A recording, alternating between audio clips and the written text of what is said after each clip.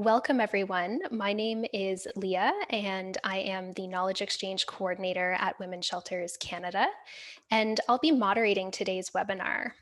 I'm really looking forward to it. I want to start by acknowledging that I'm joining you today from the traditional unceded territories of the Algonquin and Anishinaabe people. And I know there are people joining us from across Turtle Island. That's the beauty of this remote format. And so please do feel free to let us know where you're joining us from in the chat. You can say hi, let us know the territory you're joining from. And if you don't know what territory you're on, then this is a little prompt, a gentle reminder to find out and to learn a little bit more. So just before we get started here, a few housekeeping reminders. So today's presentation is going to be in English. If you want to continue listening in English, you don't need to do anything. If you want to listen in French, vous pouvez cliquer sur le bouton interprétation en dessous de votre écran et sélectionner French-Français pour avoir l'audio en français. And I'll put those instructions in the chat in just a minute once I'm done speaking as well. So you've probably noticed you are muted, your video is off. Only our presenters today will have their audio and video on, and it's just to make it a more kind of smooth and manageable session for everyone. But it doesn't mean we don't want your participation. We definitely do. And so there's a few ways you can participate. At the bottom of your screen, you can see a chat and a Q&A. Some of you are already using the chat to say hi, which is a great thing to use it for. You can use the chat for comments, for any tech issues you might have, to say hi. Remember that if you send it to, you can change it to send to all panelists and attendees or to everyone, and then everyone will see your message. If you're having tech issues and you just want to reach out to the panelists, you can do that too. If you have questions for our presenters, there's a Q&A box at the bottom of your screen, and we ask that you use the Q&A box for your questions. It just makes it a lot easier for us to keep track of your questions and to make sure we get to as many of them as possible. So without further ado, as you know, today we are here to talk about project impact, which I won't go into because the experts are going to tell us about it. But I'll just say that I've heard some of these folks talk about project impact before. And one of the reasons I invited them to this webinar was because it was really different from any other evaluation conversation I've ever been part of. Rather than it feeling dry or boring, everyone talking about project impact was super excited about what they had discovered. They were ready to make use of their findings. So I'm really excited that they're going to share that with us today. So in just a minute, we're going to start off. We'll hear from Jan Reimer, the Executive Director of the Alberta Council of Women's Shelters, and also from Ian Williker, who is the Director of Programs and Member Supports at ACWS. We're also going to hear from two of the shelters who participated in Project Impact. So from Karen Kingdom of Wings Second Stage Shelter and Leslie Lindball, the Outreach Coordinator at Camrose Women's Shelters. So it is going to be a packed presentation, and I'm really looking forward to it. Just before I pass it over to Jan, we do have a little poll. We just want to get a sense of who has joined us today. So I've just launched that. It should pop up on your screen. We just want to get a sense of where you're joining us from, province or territory, the type of shelter you're from. Is it emergency, second stage, or a mix? And the type of community. Are you in an urban area, rural, remote? It just helps our presenters know who they're talking to. So just take a minute, fill in those questions and submit it, and then we'll see who's here.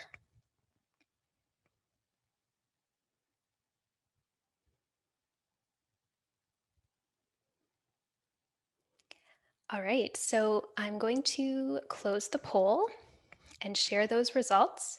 So we have a big contingent from Alberta, which is great. You're showing support for your fellow shelters there.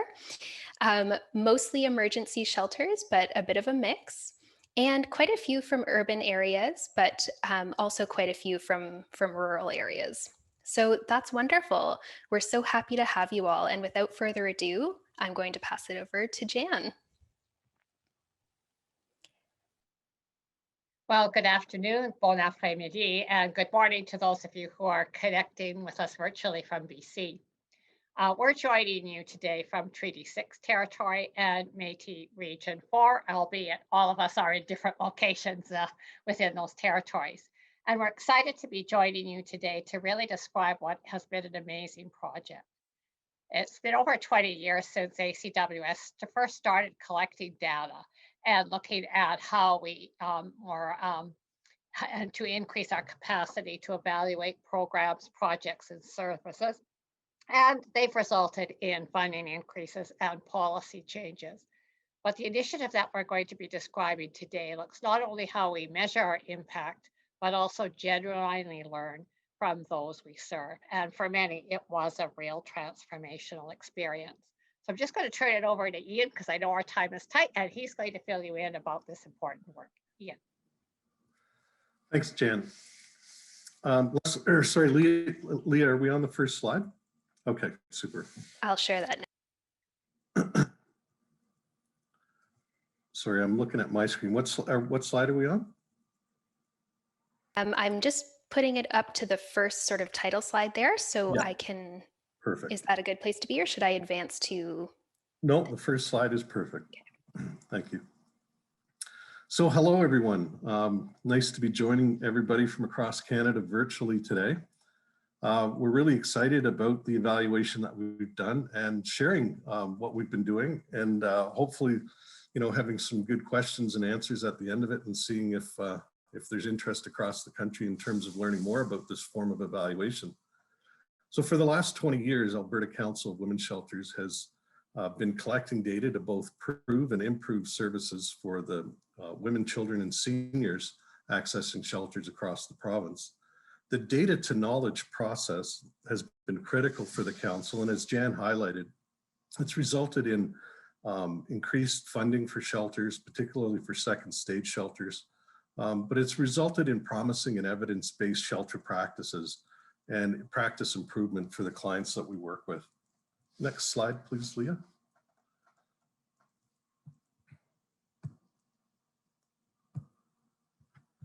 What we wanted to discover was a method of evaluation and knowledge building that feels good for the people that we serve in shelters and good for the frontline staff. For years, data collection and data input and evaluation has felt like a chore on top of very busy frontline staff. And so we wanted to look for a way to actually embed evaluation in the casework and the support work that we do with our clients on a daily basis. The programs and services shelters offered result in compelling and profound changes for the clients.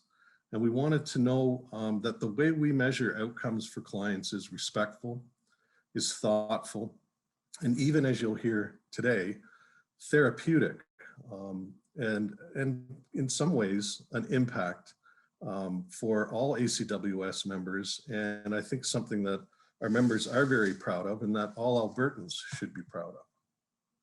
Next slide, please.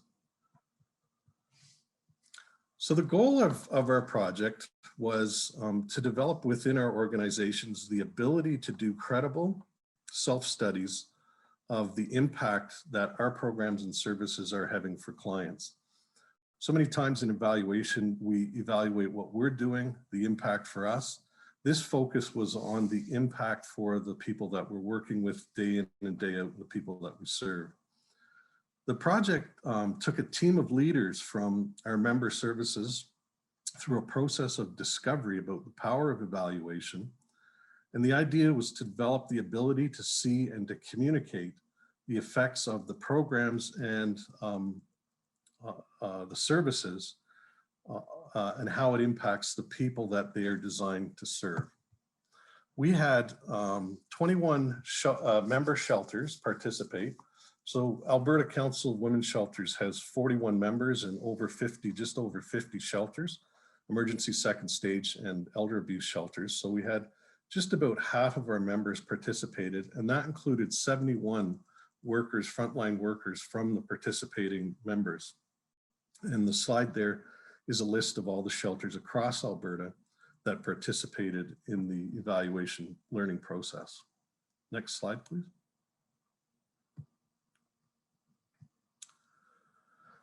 The development of evaluation capacity and evaluation skill takes time, and it takes iteration and reiteration.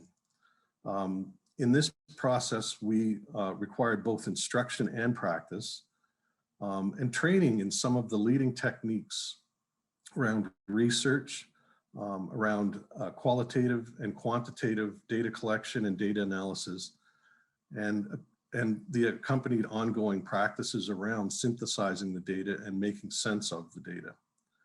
This project recognized the power of partnerships and the, I guess, benefit of cross-pollination of ideas among our like-minded organizations. And we were really shooting for durable impact, creating a learning community, inspiring others in our sector and other sectors, and being an example that we can actually, within our sector, develop and elevate evaluation and get us to a point where our capacity and sophistication in evaluation could even actually be leading the whole charitable and nonprofit sector. Next slide, please. In terms of the project design, there were three primary components or movements to the project: the intended impact, inquiry, and implication. In the project design, we wanted to look at quantitative indicators, and the teams identified quantitative indicators for each of the ideas, the main ideas that they were wanting to evaluate. The aim was to generate 5 or 6 of the most critical indicators for each idea, and then to look at and pay attention to the data that they were collecting, the proxy power, which means not every client in all 21 shelters participated in the evaluation, but the proxy power was that there's enough clients participating in the evaluation that it's representative of the clients that we serve. And because this was the first evaluation for that, we will be using the same techniques, the same interviews, the same quantitative and qualitative evaluation, and gaining a greater representation of the impacts for all the clients right across Alberta. And then, of course, to be able to communicate those ideas in a way that was meaningful for the shelters that participated, and hopefully for you folks as well. The teams also identified qualitative indicators, and these indicators are basically articulation of the structural qualitative elements around growth and development within the individuals that we interviewed that signaled there was progress towards the impact or the intended idea behind the impact. And as we go through the evaluation with wings and cameras, you'll get a sense of these ideas, the impact, the qualitative and the quantitative design, and hopefully it'll make more sense to you than I'm explaining to you right now. Next slide, please. So the intended impact, it begins with the identification and clarification of what are the effects, what are we intending through the work in each of these different projects. And each shelter looked at a different aspect of programming or services. So we didn't do one universal sort of impact across shelters. There was multiple projects, and if you do get a chance to read the book, you'll see that the projects were very, very interesting and intriguing. And then each team develops an articulation of those intended impacts and begins to build the design of the evaluation around the clarification of those ideas and the articulation of the impact. So really clearly defining what it is that we're trying to measure. Next slide, please. In the inquiry stage of the project, each team designed and implemented a strategy for data collection, and it took 2 forms. One was a questionnaire to collect the quantitative data, and the second was an in-depth interview to gather the qualitative data. Next slide, please.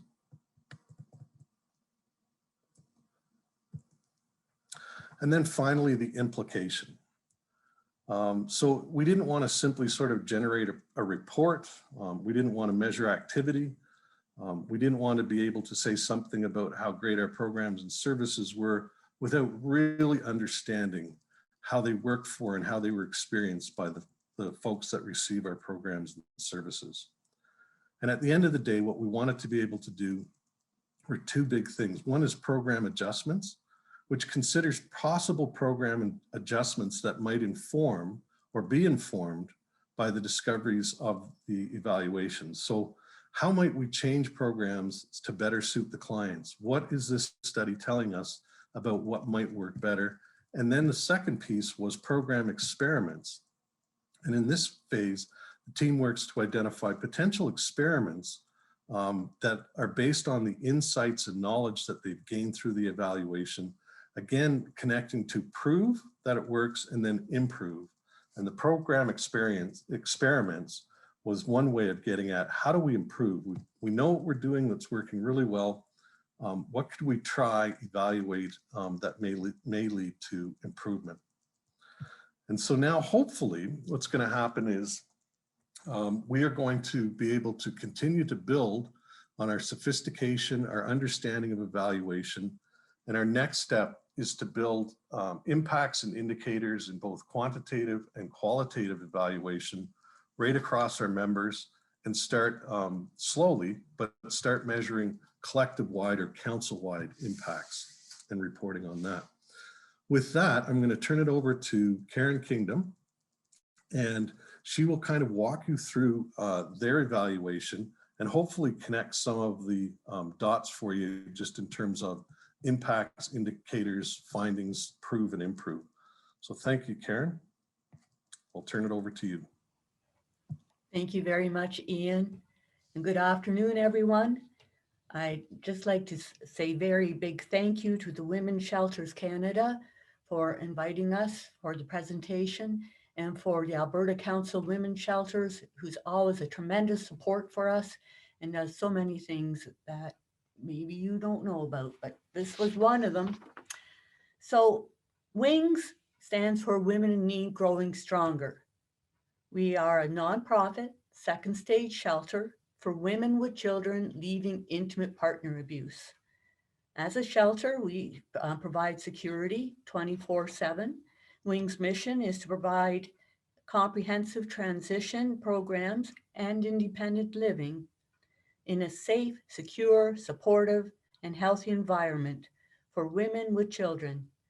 Our vision is that women and children are empowered to live safe and independent lives within a supportive community that has zero tolerance for family violence.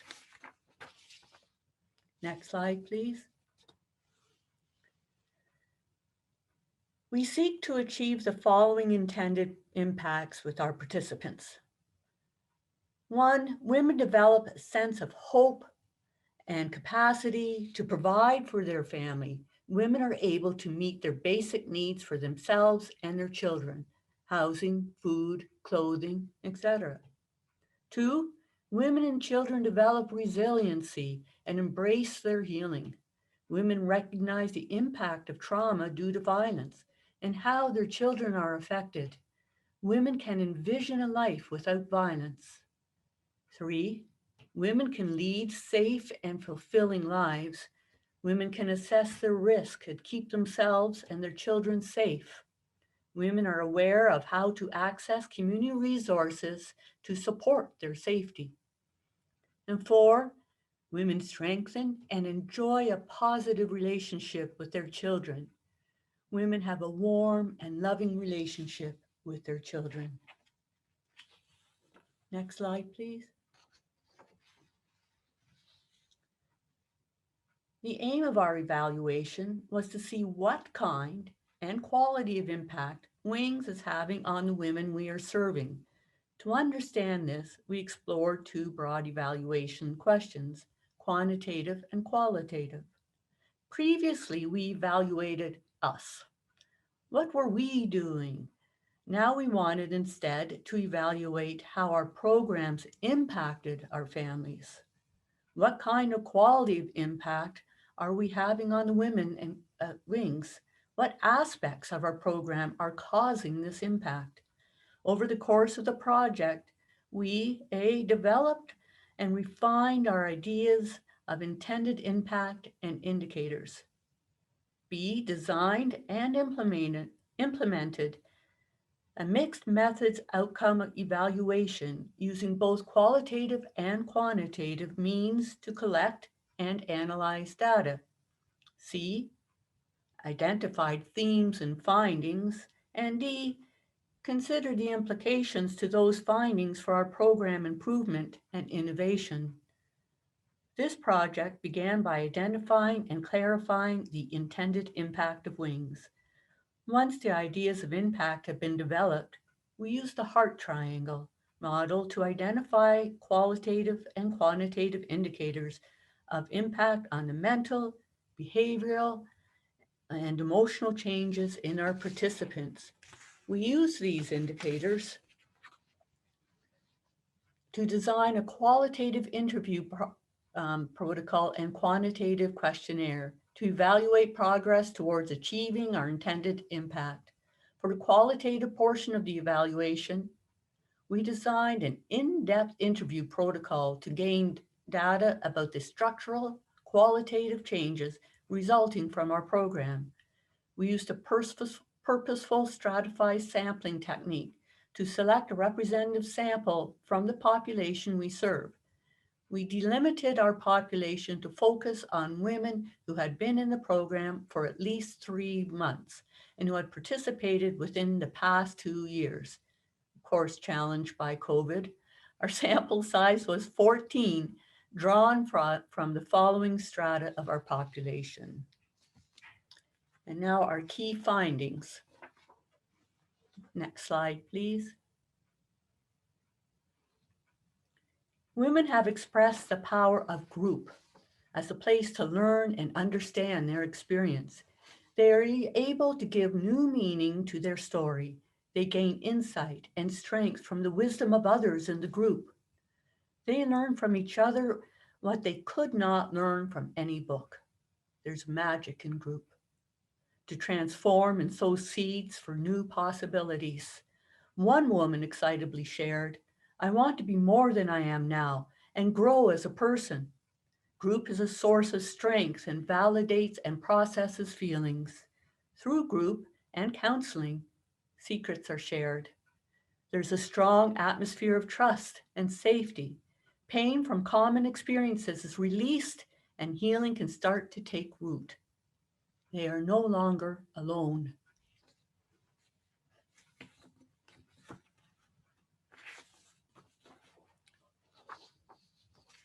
All too often, the children have been exposed or witnessed horrific events. Our data reveal that at the time they come to Wings, many women could not respond to their children's needs and emotional needs. Routine, attachment, and bonding, and even expressing genuine love and concern for the children are usually undermined or controlled. Women frequently leave the home when they become aware of the impact of abuse is having on their children. They want change. Through tears, one interviewee expressed, "I'm just so happy knowing my son is happy because of me. It feels so much better. My son is just flourishing into this amazing little gentleman." Next, please. Women are invited to slowly unpack the legacy of pain from their family of origin. The women must dig deep to accept the truth of what has happened and why it happened. They learn that they are more than what has happened to them and more than anything they might have done.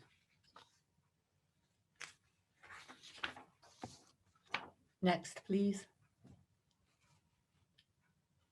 Throughout our interviews, we heard that as women start to feel safe, they begin to trust their instincts. They develop their personal alarm system, as one woman said. They assess behaviors of others that may pose a risk to them or their children. One interviewee stated, "They gave us tools, right? Like boundaries or helping us to understand the cycle of violence, advice about how to deal with our ex-partner," unquote. They learn to safety plan and to assess potential risk of abuse. They learn to recognize the attributes of both healthy and unhealthy relationships.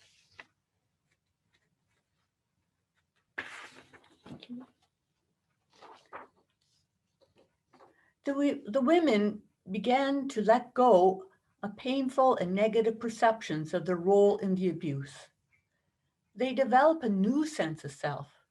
They want and are determined to be more. They expect more of themselves and of others, and are determined,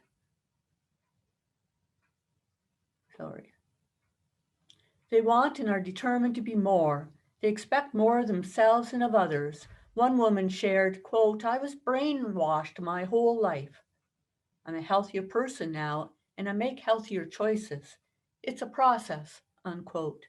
Survey respondents said that as a result of WINGS, they're very much better able to take charge of their lives. And we had some rating and graphs, and they rated 3.86 out of 4. This is essential to live lives independently and free of violence.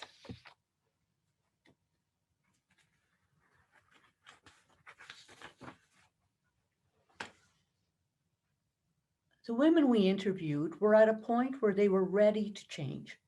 Because of this, our interview data does not reflect what our experience shows. At times, people are simply not ready for WINGS.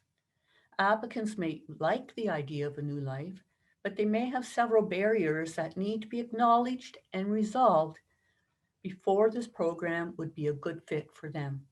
Women may still be involved in self-destructive or unhealthy behavior patterns. Little can happen if women are still active in addictions or have severe mental health issues. They simply need more than WINGS and may need other supports first.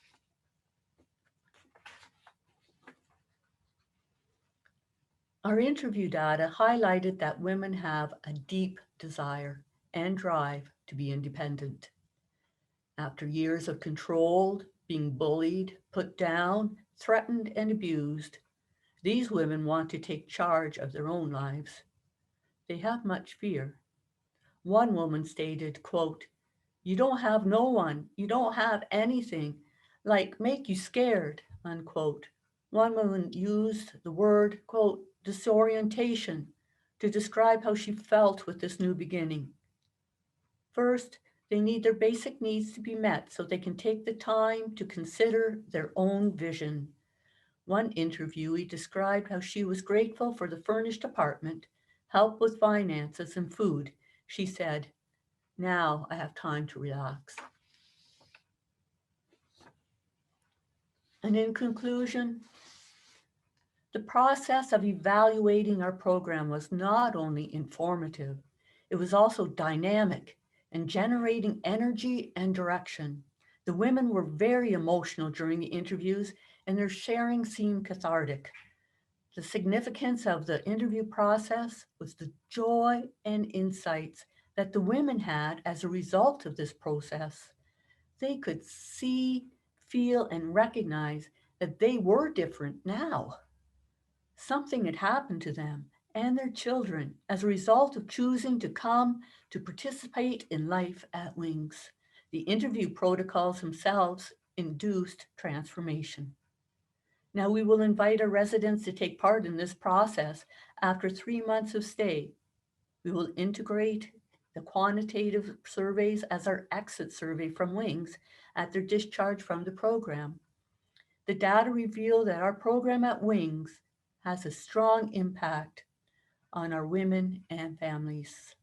Interviewees consistently reported change in how they perceive themselves, their story of abuse, and their resilience. We have strong and effective programs for women and children who complete even 3 months of our program. Change and growth are inevitable and significant. We are privileged to walk with these women and children, if only for a short time, and grateful for their courage, strength, and spirit. Thank you.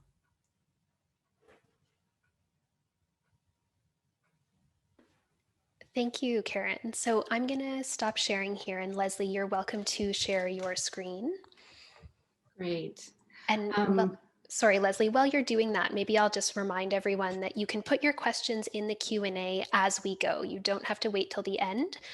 So go ahead, Leslie, and everyone feel free to put in questions as they come to mind.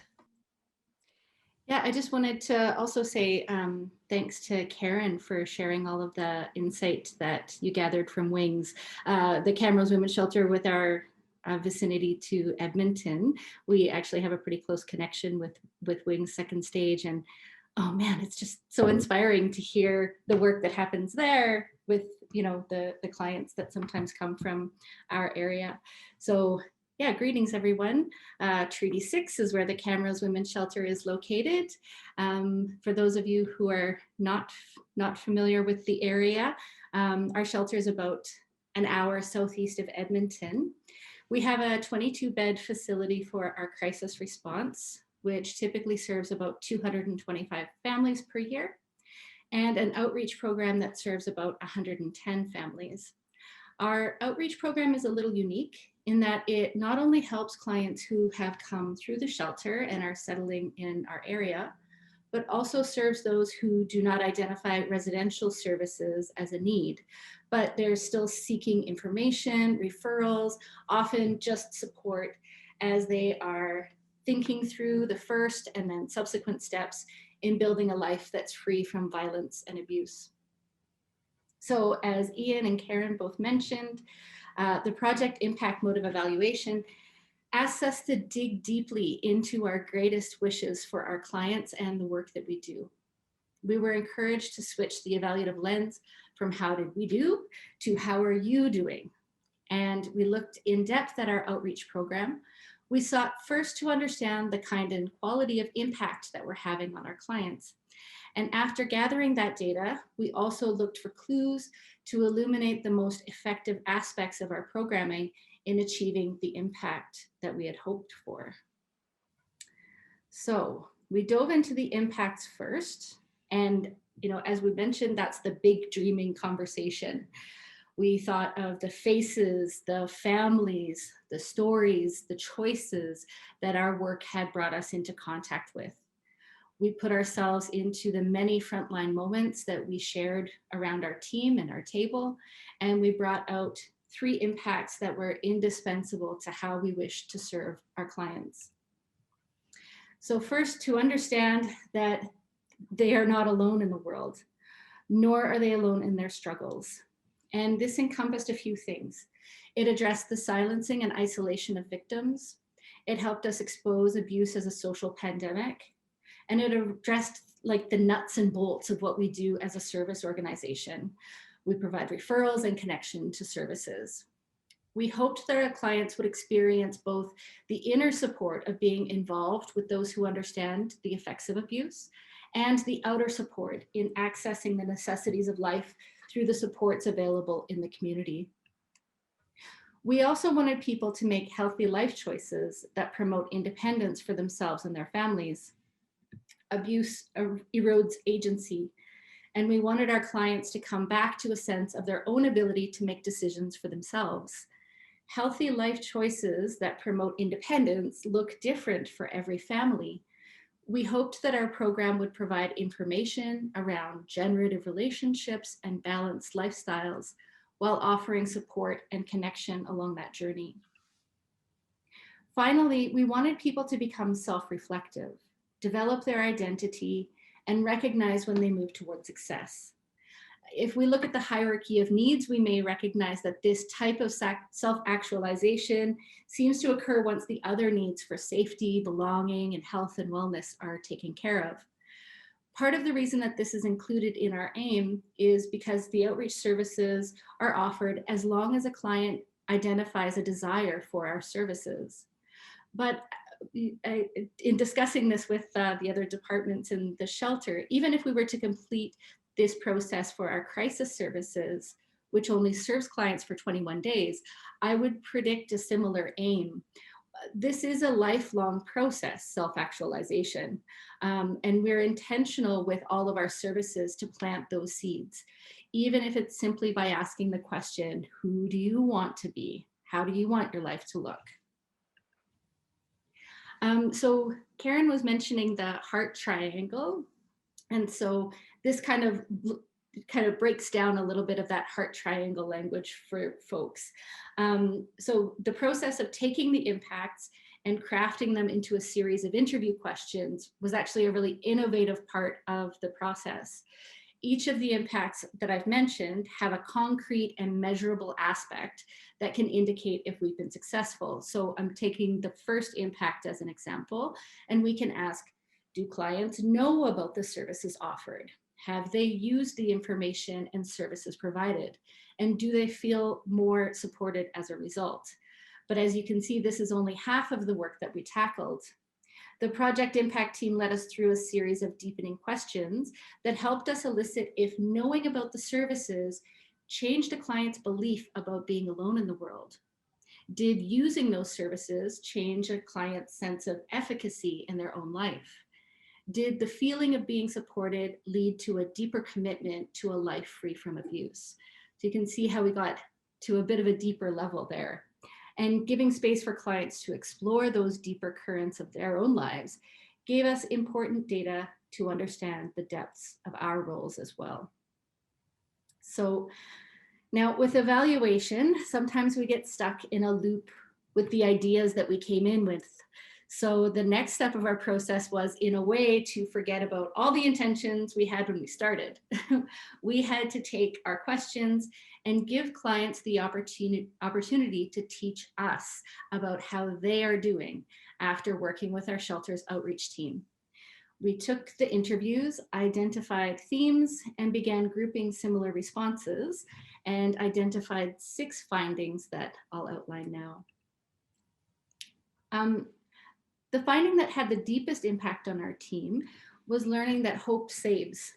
Of course, we all understand that the role of shelters is in keeping individuals safe from violence from others. But numerous clients in both the long form interview and the questionnaire shared that connection with the outreach team was a form of suicide intervention. One person shared, I gained a lot of hope through the program and went from feeling like committing suicide to feeling like I had a lot of hope. Often there's a deep sense of loneliness and grief that accompanies leaving a relationship, even an abusive one. And this is topped with the logistical and economic complications that most women face. Another person said, hope is a big part of my experience. I faced a state of utter hopelessness and have come to believe that things will improve, and my will to live has expanded. The simple presence of outreach staff checking in, making time, offering support, and connecting to clients has been identified as something that brings individuals back toward life-affirming choices and attitudes. Knowing I have help gets me through mentally. And I know that if things get worse for me, the women's shelter is there. We were really pleased to find the frequency of this next finding that we called good fences make good neighbors. For women in abusive relationships, abuse often deteriorates the ability to set and keep boundaries for themselves and their children. Our interviewees described a continuum of boundaries through their journey away from abuse. Prior to involvement with outreach, many identified boundaries as being fluid or influenced by the expectations of others. Over time, one respondent recognized that others' expectations are not law, so I can set boundaries. Working with outreach helped individuals to be more aware of relationships, both previous and new. One person shared that she can set boundaries with the people in my life, which puts me in control of my life. On one level, setting boundaries may relate to past experiences, but it can also indicate the generation of a more centered approach to relationships in general. I have to keep setting the line in the sand every day, one woman recognized. Things are better for all of us when I hold my line in the sand. For other respondents, this new awareness of boundaries has helped to be more aware of new relationships, sharing, I'm more mindful of how I'm feeling and who's coming into my life and my kids' life. The work that the shelter does to satisfy external needs, such as a safe place or food, referrals. This is what's readily observable. However, it's only the tip of the iceberg, which is how we got our title in this section. Much of the work that we do is a little bit invisible. The shelter programs work with our clients to provide language, concepts, support, and energy needed for internal development. One client noted that she's now able to identify past patterns and be more aware of this when making decisions. Other clients reported making healthier choices for themselves, with one sharing, "I no longer escape into drink and exercise." And another said, "I can feel the effects of the abuse over many years on my body." Most of the respondents identified that they've gained confidence and independence as a result of their involvement with outreach services.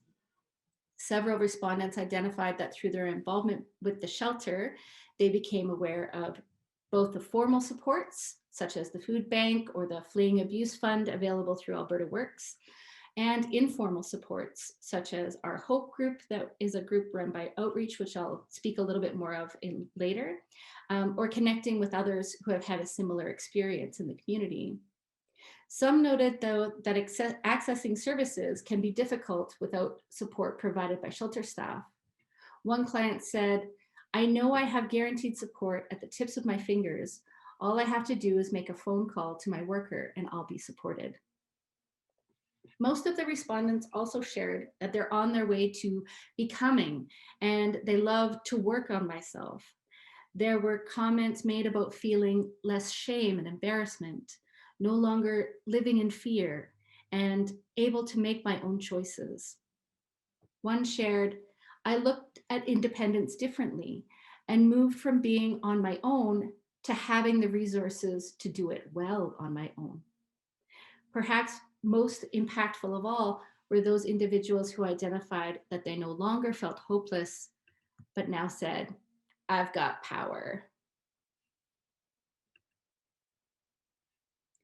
One of the programs run through the Kamloops Women's Shelter outreach program is Hope Group, which I mentioned in the last slide. This group runs twice a month and is a support group for outreach clients and those who identify the desire for that kind of support. One significant finding of our interviews was the value of Hope Group to our clients. Feedback showed that the clients felt less judgment in the group, as the other participants have had similar experiences, and this leads to more understanding among peers. Together, they were able to discuss the steps toward progress that they are making and to encourage others. One respondent shared, "It makes me feel more comfortable being around other people that have been in my type of situation." But the investment in Hope Group is more than just being around the people that get it. One aspect of healing is the ability to help others through the same method of group work. One interviewee said, "Going into group, listening and hearing everyone's stories, and listening and talking about my own story has helped a lot." They're able to use what they've learned from the shelter or from others in the group to help group members or individuals in their lives. They find it rewarding to be able to help someone, anyone who just needs maybe even just a smile that day. One woman in particular described herself as a knowledge keeper to those who may be just starting on their journey to healing. A number of respondents shared the difficulty of addressing misconceptions about abuse held in society.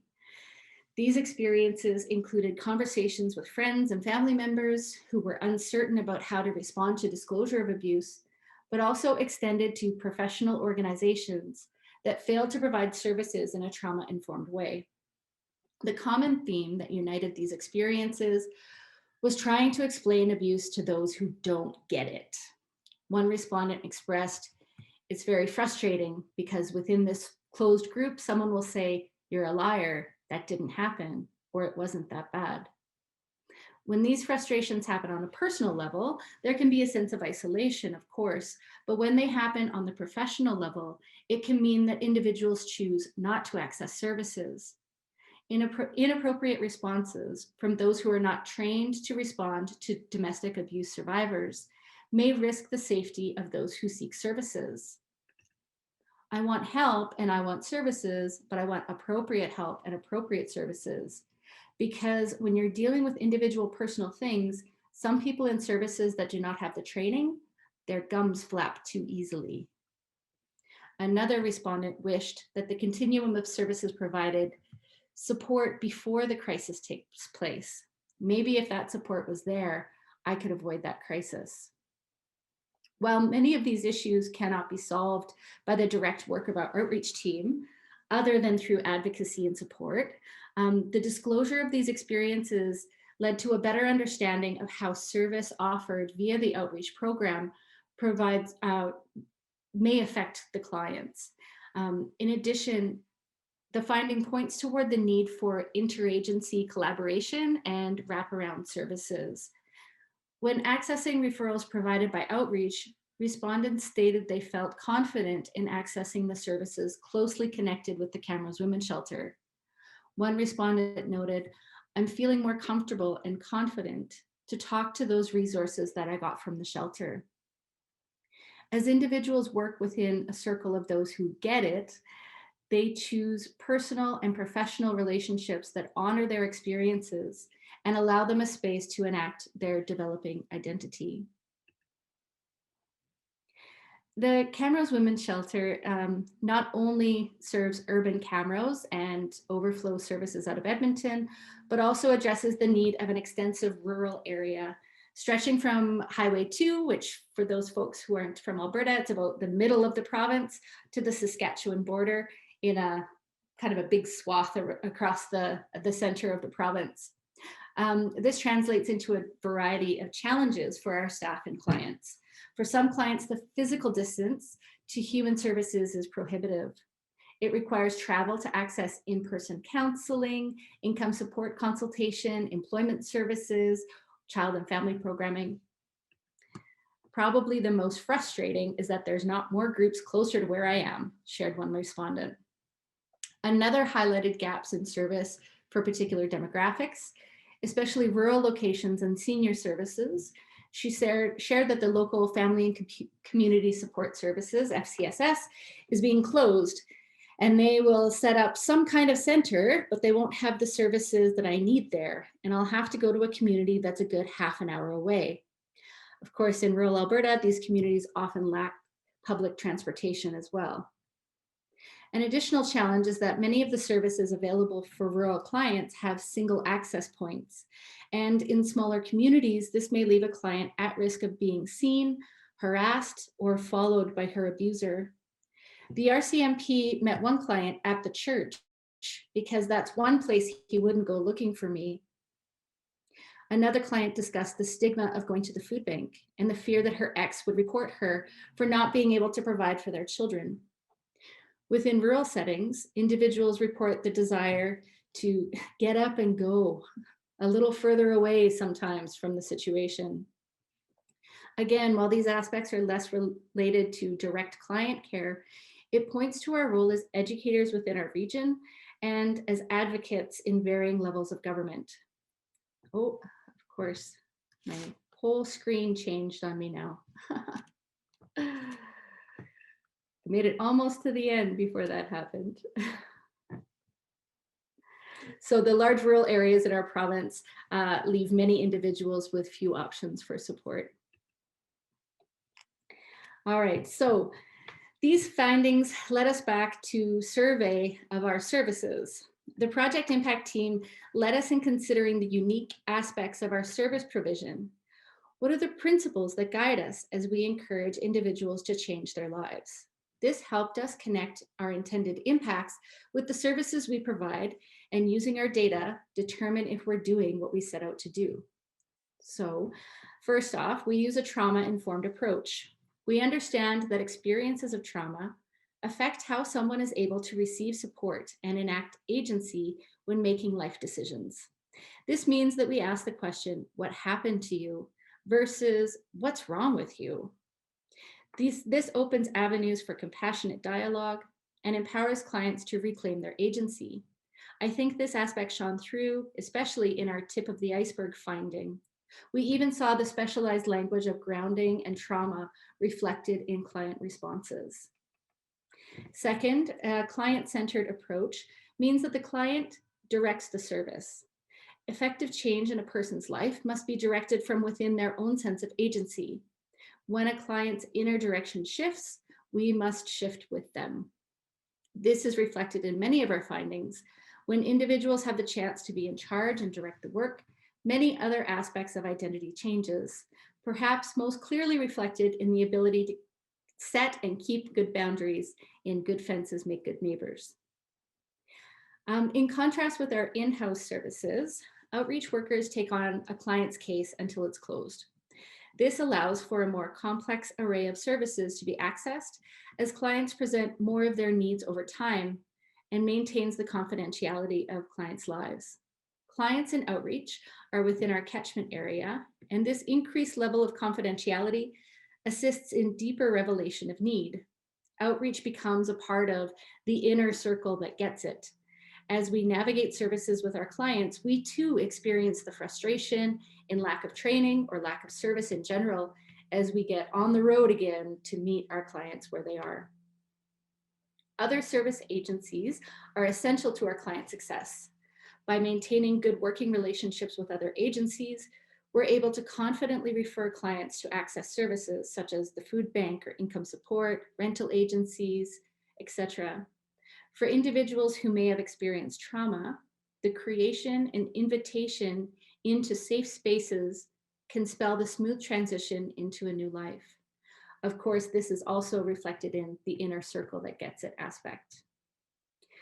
Finally, having a safe and informative space to discuss the elements and impacts of domestic violence encourages clients to make informed decisions and establish informed lifestyle patterns. The frequency of Hope Group being mentioned is worthy of pause. The connection to others who get it, the ability to share one's story in a supportive group, or to simply listen to the story someone else has navigated provides comfort, inspiration, and belonging to our clients. So, project impact and this form of evaluation was an essential exercise. We've had the chance to meet our clients where they are in the midst of the change that's happened in their lives. We were gifted with their stories of transformation and gathered important feedback into what has been important for them on their journey. It gave us the chance to measure impact rather than output and serve to bolster our sense of pride in our work. It really was an inspiring experience, not something that you would typically say about evaluation, and very worthwhile. Thank you all for your time and letting me share. Thank you, Leslie. Ian, did you want to say something to wrap up? Yeah, just to wrap up, I want to thank Karen and Leslie. The work that you do with your programs and services with clients, it's inspirational. Your dedication shines through in the way that you talk about journeying with your clients. I've always said that women's shelters do the toughest work on earth, and your presentations today are both inspiring and compelling, and the results are truly profound. So thank you so much for being part of this and for all the work that you do, making your communities safer, healthier, and a better place for women and children and seniors fleeing domestic violence. So I also wanted to acknowledge that funding for the evaluation process came from Women and Gender Equality Canada, as well as through the Alberta Jobs Grants. And we were very fortunate in being able to offer the evaluation process and training to our shelters at a zero cost. So that was one of the bonuses as well. So now maybe we'll just open up for questions. Yeah, thank you, Ian. So we do have time for a couple questions. There's one in here already that I'll start with, but I encourage people to get typing, get those questions in there. So we have someone asking whether any of you would be willing to share like a copy or an example of the questionnaires that you used as part of your evaluations.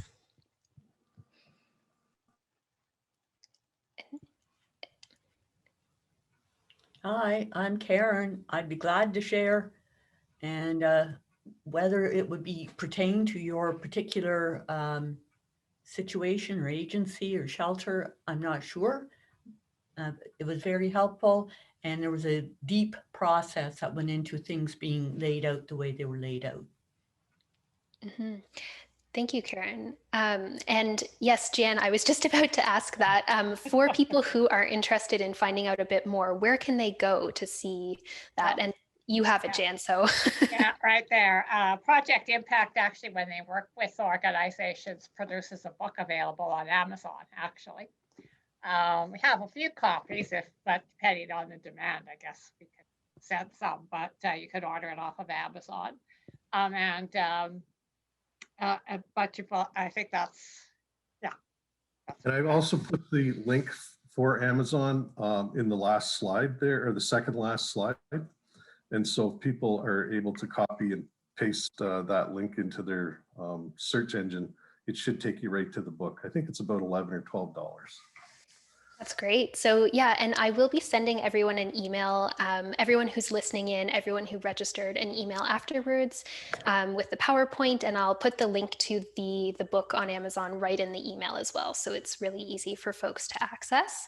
And Karen, if you do want to share anything, I can also include it in the email if you want to send it my way.